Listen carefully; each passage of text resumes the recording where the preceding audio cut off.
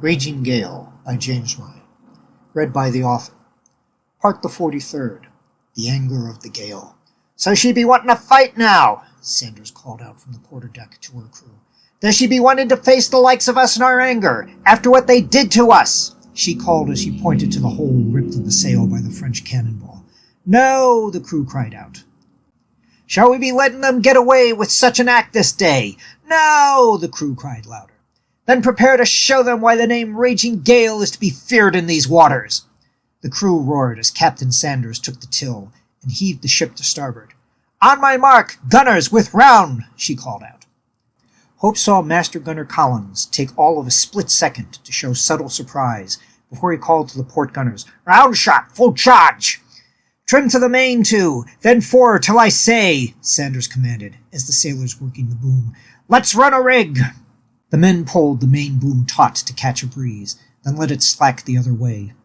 Hope felt the effect on the deck under her, as the ship started to make a sharp, broad turn to port. "Steady her now!" Sanders cried, as she lunged the till to bring the ship to a sharp starboard.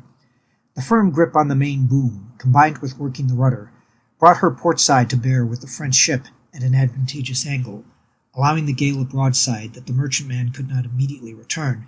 "Now!" cried Sanders, and before she could finish her cry, Collins ordered, "Ahoy!"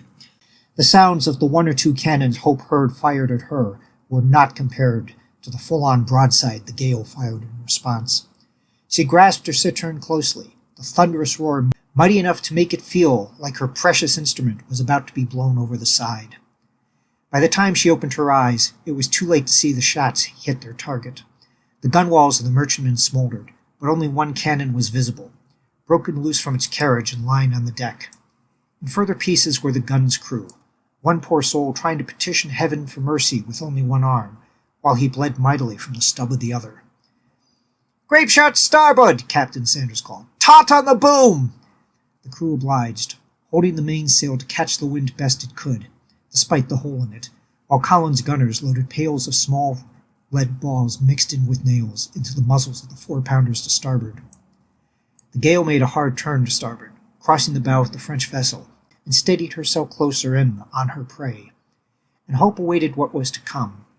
Yes, the Gale had struck the French hard, but she was not easily cowed, and getting this close to an angry ship, if done poorly, could mean another volley, further damage to the ship, another injury, another chance to die. Thank you for taking this moment with me. If you want to keep up with new chapters as they get posted, please subscribe to the channel and click the bell icon for notifications for when pieces go up.